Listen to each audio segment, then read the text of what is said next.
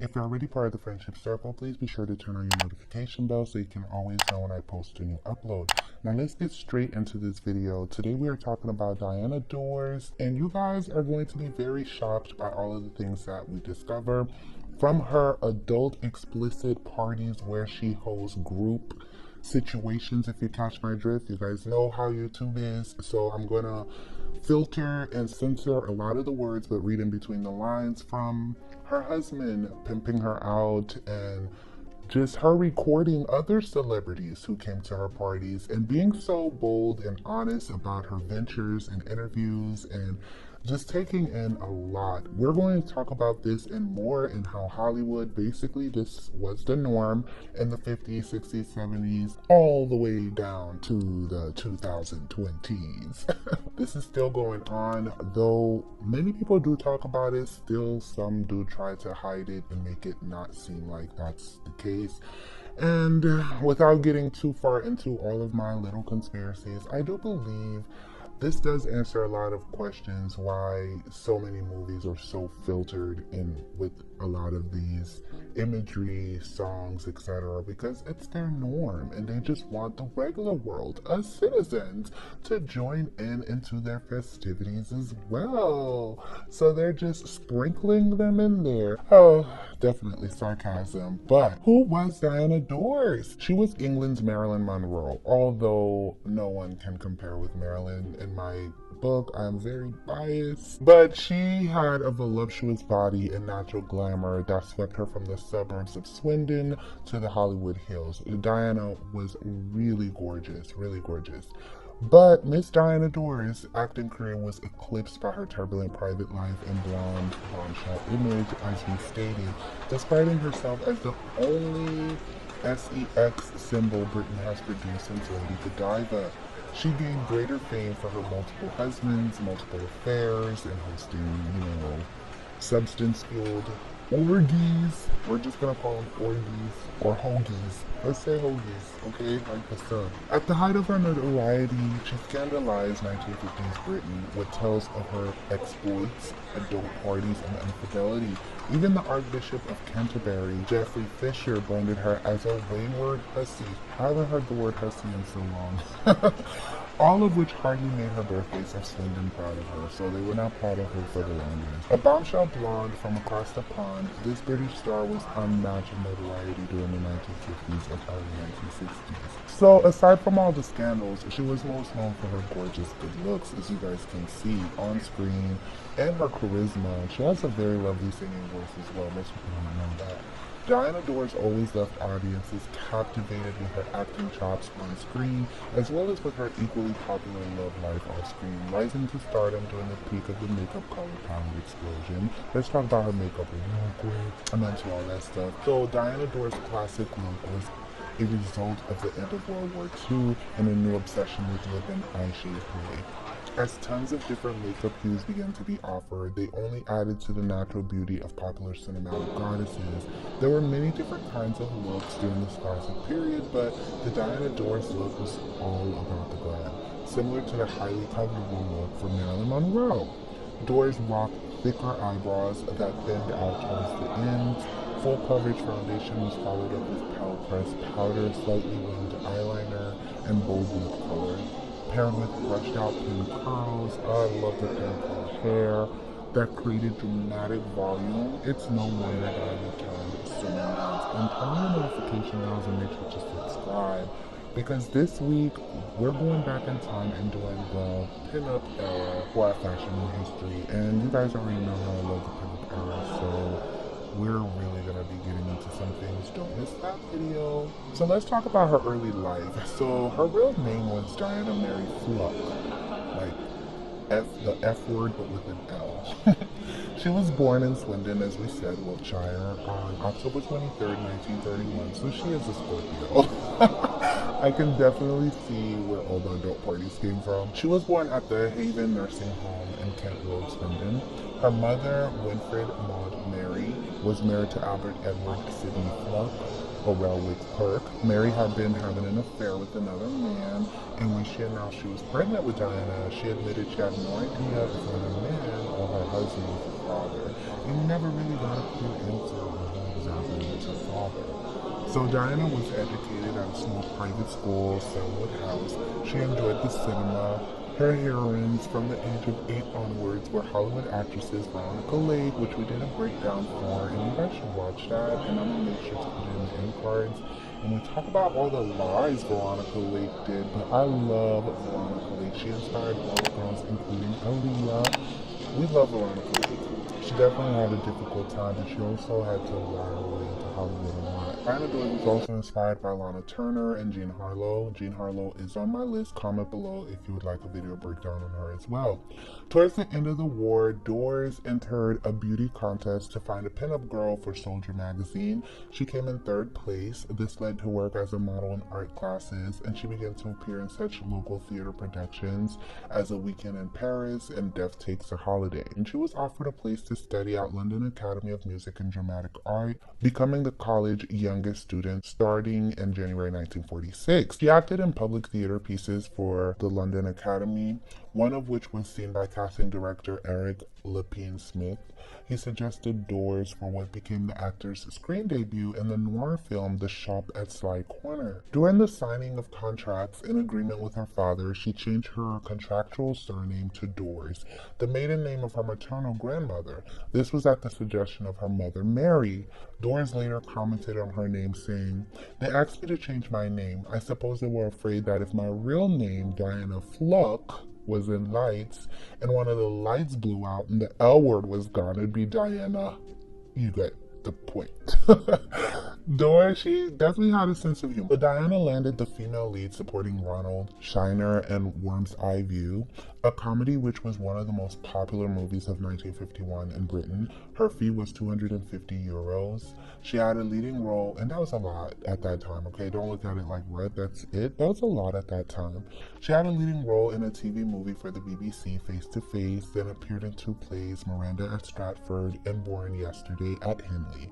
She auditioned for the lead in Lady Godiva Rides Again and was turned down because it was felt she did not appeal to men and women, but she was given a support role. In 1949, while filming Diamond City, she had a relationship with businessman Michael Caborn Waterfield, who later found the Ann Summer chain, which he named after a former girlfriend.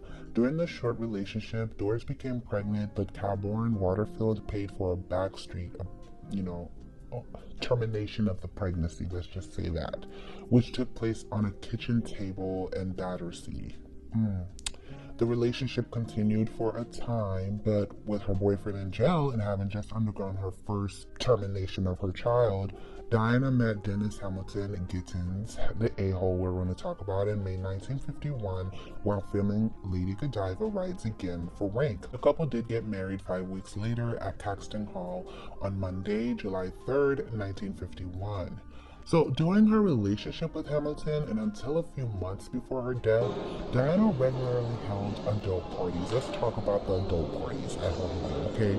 There's a number of celebrities amply supplied with alcohol and substances mixed with young starlets against a background of both softcore and hardcore porn films. Dors gave all her guests full access to the entire house. Her son Jason Lake later alleged in various media interviews and publications that she had equipped it with 8mm movie cameras. The young starlets were made aware of the arrangements and were allowed to attend for free in return for making sure that their celebrity partners performed in bed at the right camera angles. Diana later enjoyed watching the films, keeping an archive of the best performances. We also did one on Roman Polanski, who allegedly, allegedly did the same thing. Check out that video as well. But these parties weren't just, let's not just speak for Diana, but in Hollywood, these adult parties where starlets came had high-end execs, producers, directors, scriptwriters, all the Hollywood who's who were there, okay, all the famous people. If you heard what I said in terms of not allowing the starlets to come in for free, they're like, okay, why would she charge? Well, some parties did charge starlets to come in because it was your chance. You could get lucky if you slept with the right person at these parties to get a role in a movie or get a callback, a phone number, or whatever. It was kind of a way to audition. It's so terrible, right? In many of these cases, there were young adult starlets who were 14, 15, 16, you know, who are not of age that would be at these parties too. And Diana Dors was accused of being one of those people that touched a young lady who was not of age. And definitely had that situation. But that same young lady, when she got older, went on to speak up, but ended up in a relationship with Diana Dors' son. And Diana Dors had already passed away when she started speaking up, and the son reached out or whatever. And they dated briefly, shortly, but ended that relationship when the son, you know, punched her in the head and things like that. So that's all a messy story, but there were a couple other alleged, and it really is all alleged because we don't know, but young ladies who did come out saying the same thing, that they were young, just looking for their big breaks, and you know, she definitely took advantage of that. But it was the norm of Hollywood, and there was a lot of protection. I don't want to say Hollywood because she's from Britain too, but they're all the same all across the world. These industries are all the same, okay? And they do the same thing, and these people of power really think they can get away with it. And because of information age and people just now having the opportunities to make their own path, like SoundCloud rappers, you can just post your songs online now and blow up and be independent. You can make your own films and be independent. You can have your own YouTube channel. Look how Issa Rae blew up, you know, from just creating her own work, and now doing all this stuff. You don't rely on these creeps anymore that are power drunk to get your way. So, you know, doing this breakdown, it was pretty difficult. As beautiful as Diana Dors is, to kind of, you guys know I'm usually sympathetic with the women and men that I break down here. I kind of can see past the beauty, and this is where we have pretty privilege and bias. A lot of people don't talk about this with Diana Dors. There's like thousands of Instagram pages dedicated to her and remastered reels as well as TikToks for her, and women just glamorizing her when they're like, you guys don't know how dark her life story went and the things that happened. But that's pretty privilege. We're so blinded by the beauty, and oftentimes we see such a nice angelic face and we're like, oh, there's no way she could have been part of this. But unfortunately she was, and it was very difficult to like look past it. This reminds me of my Jayne Mansfield video. I was a little bit more sympathetic for Jayne Mansfield, even though she was in the Church of Satan. You guys know I'm against that. But she definitely was compared to Jayne Mansfield as well. They very much look similar, and a lot of these same issues were happening with a lot of these starlets. So yeah, moving on. Diana became an early subject of the celebrity expose, tabloids appearing regularly in the news of the world. Yeah, she made world news, okay?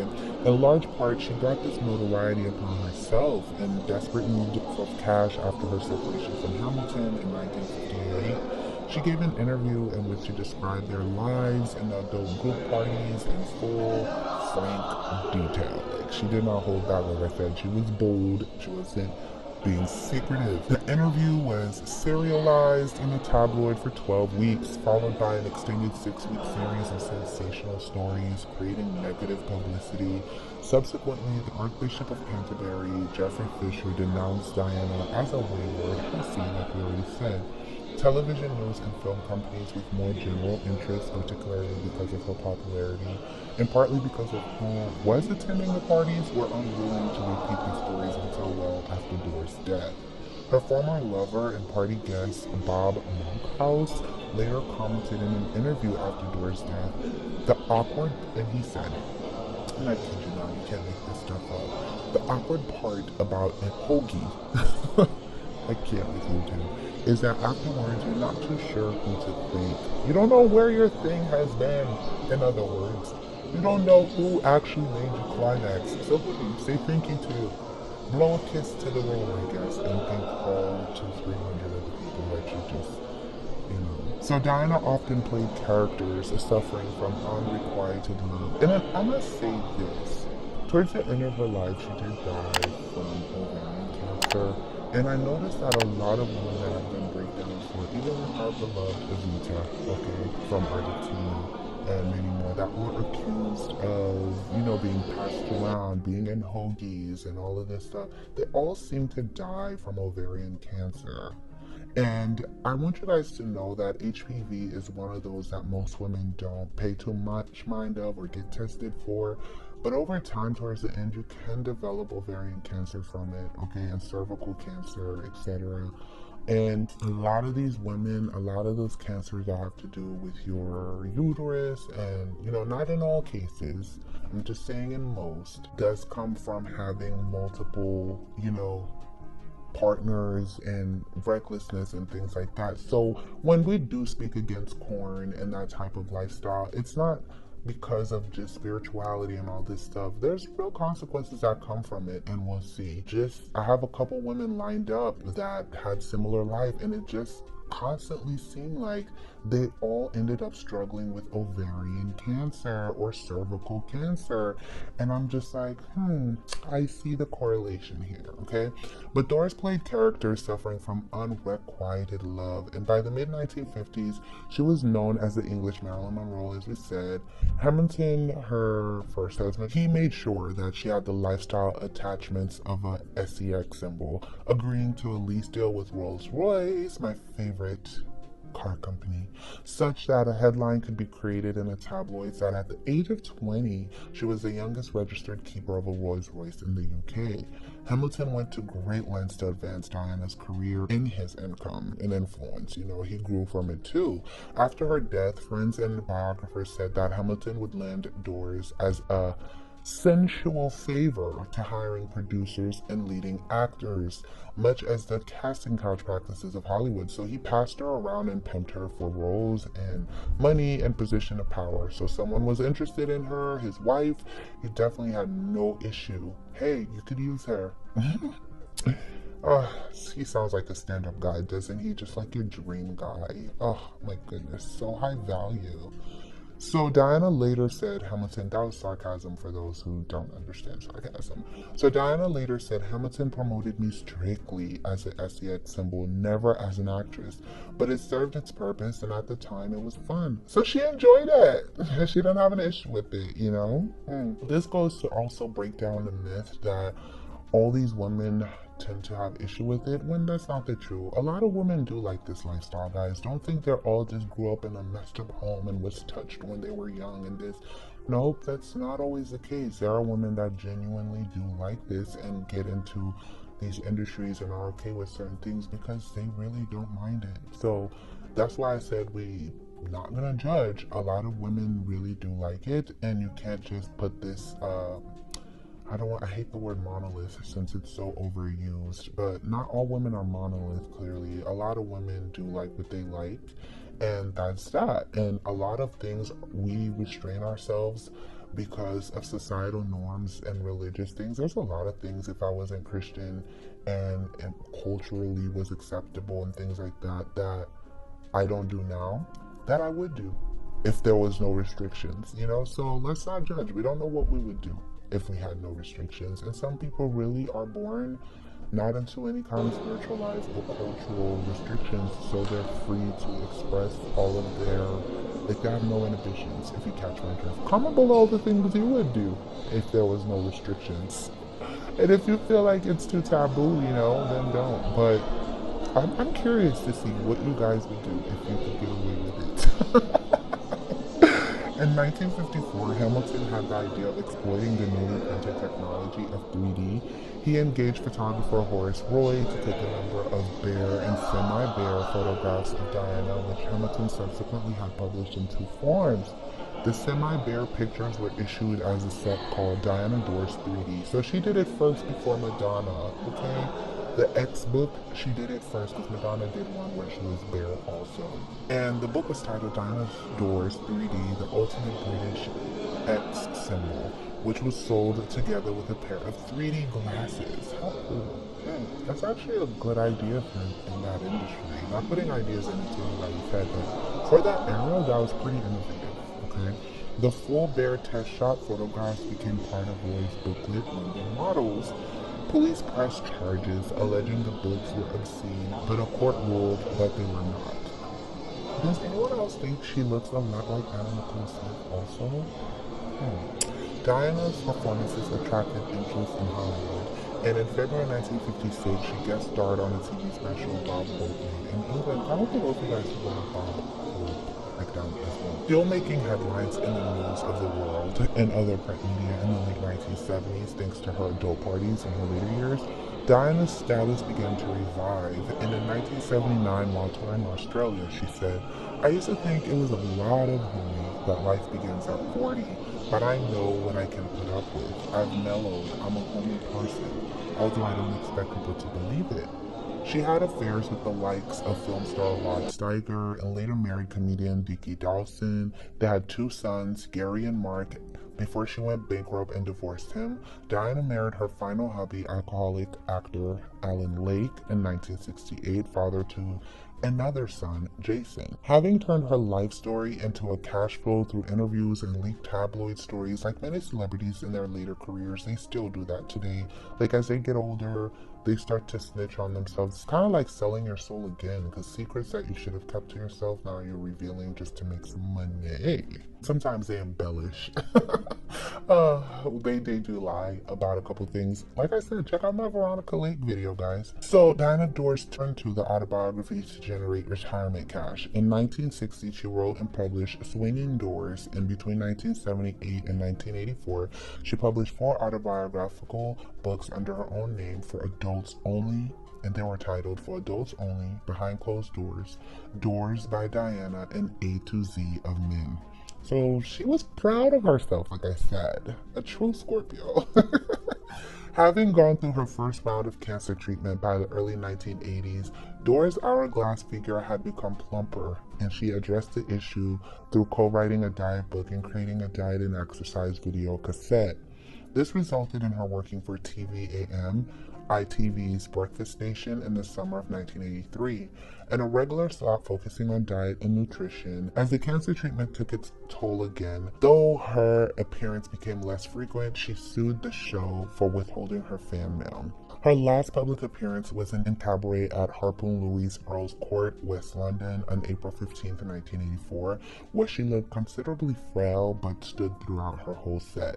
Towards the end of her life, Doris had meningitis and twice underwent surgery to remove cancerous tumors. She collapsed at her home near Windsor with acute stomach pains and died on May 4th, 1984 at the age of 52, which is so young, at the BMI Princess Margaret Hospital in Windsor from a recurrence of ovarian cancer, first diagnosed 2 years before. So she had converted into a Catholic in early 1973. Hence, her funeral service was held at the Sacred Heart Church in Sunningdale on May 11, 1984, conducted by Father Theodore Fontanari. She was buried in Sunningdale Catholic Cemetery.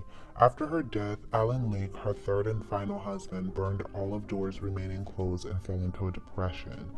And on October 10, 1984, Lake did a telephone interview with Daily Express journalist Jean Rook, and then walked into their son's bedroom and took his own life by firing a shotgun into his mouth. He was 43.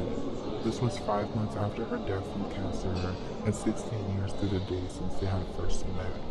Alan had no alcohol or illegal substances in his system at the time of his death, so he really loved her. They were together for 16 years, and I just guess he didn't know what to do with her life, you know? So this is all I have for this video.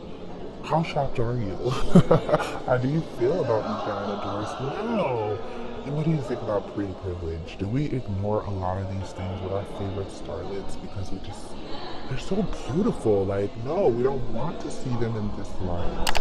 How do you feel? I think if she was alive in this era, she would have been a lot more accepted, and she could have freely been herself, but she definitely would have been canceled for the alleged, underage girls that she touched and played with and without, but then I don't know, guys. It's just a lot. It's a lot. There's a lot of videos that I did prior breakdowns for that was kind of like bubblegum, and I really do want to get into. Yes, we love the makeup, we love the fashion, we love the femininity, but we also want to acknowledge the toxicity also, and I want to do all of them over. Just like start from fresh and give the real deal, you know. And as I look over some of them, I will over time, so you guys will see that I do a lot of my older breakdowns again and kind of just be a little bit more raw with them. But turn on your notification bell so you never miss out on these type of videos, and comment below what else you guys would like to see. Also support my brother and click on the link in the description box to hear the full soundtrack. I love you guys so much. Thank you for tuning in. Until next time.